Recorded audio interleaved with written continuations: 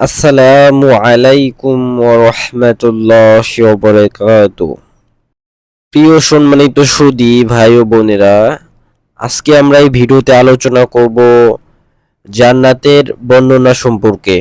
জান্নাতের বর্ণনা সম্পর্কে সংক্ষিপ্ত আলোচনা করব। জান্নাত একটি আরবি শব্দ।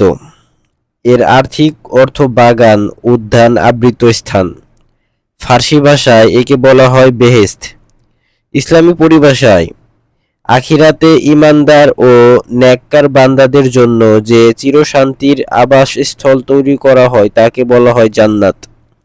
জান্নাত হলো চিরশান্তির স্থান, যেখানে সবকিছুই সুন্দর ও আকর্ষণীয় বস্তু দ্বারা সুসজ্জিত থাকবে।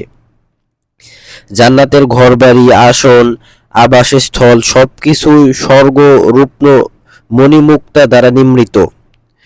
জান্নাতে থাকবে রেশমের গলিচা দুধ ও মধুর নহর, মিষ্টি পানির স্রোতধারা। বস্তুত আনন্দ উপভোগের সব রকম জিনিসই জান্নাতে বিদ্যমান থাকবে।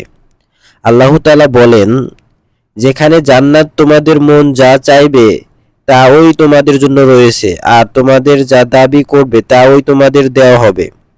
জান্নাতের বিবরণ দিয়ে মহানবী হযরত মুহাম্মদ সাল্লাল্লাহু আলাইহি সাল্লাম বলেন, আল্লাহ তাআলা ইরশাদ করেন, আমি আমার পূর্ণবান বান্দাদের জন্য জান্নাতে এমন সব বস্তু তৈরি করে রেখেছি যা কোনো মানুষের চোখ কোনোদিন দেখেনি, কোনো মানুষের কান কোনোদিন শোনেনি, আর মানুষের অন্তরও যা কোনোদিন কল্পনা করতে পারেনি। জান্নাত মোট আটটি।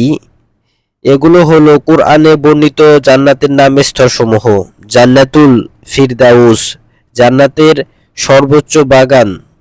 জান্নাতুল ফিরদাউস হলো সর্বশ্রেষ্ঠ।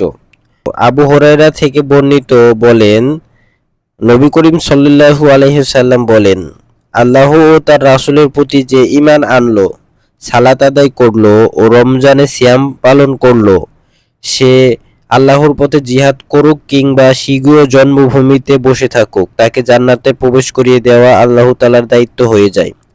সাহাবীগণ বলেন, হে আল্লাহর রাসূল, আমরা কি লোকদের এই সুসংবাদ পৌঁছে দিব না? তিনি বলেন, আল্লাহর পথে জিহাদকারীদের জন্য আল্লাহ তাআলার জান্নাতে 100টি মর্যাদার স্তর প্রস্তুত করে রেখেছেন। দুটি স্তরের ব্যবধান আসমান ও জমিনের দূরত্বের মতো।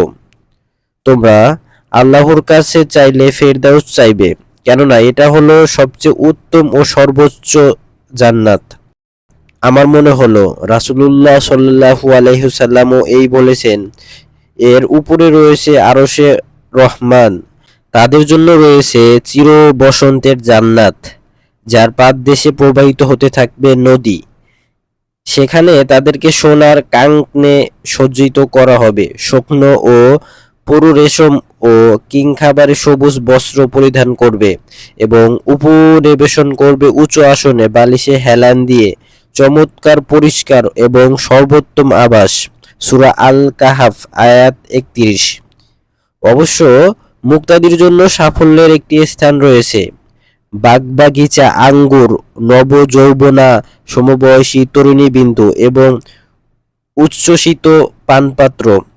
সেখানে তারা শুনবে না কোনো বাজে ও মিথ্যে কথা। প্রতিদিন ও যথেষ্ট পুরস্কার তোমার রবের পক্ষ থেকে নিয়ামত পেতে থাকবে।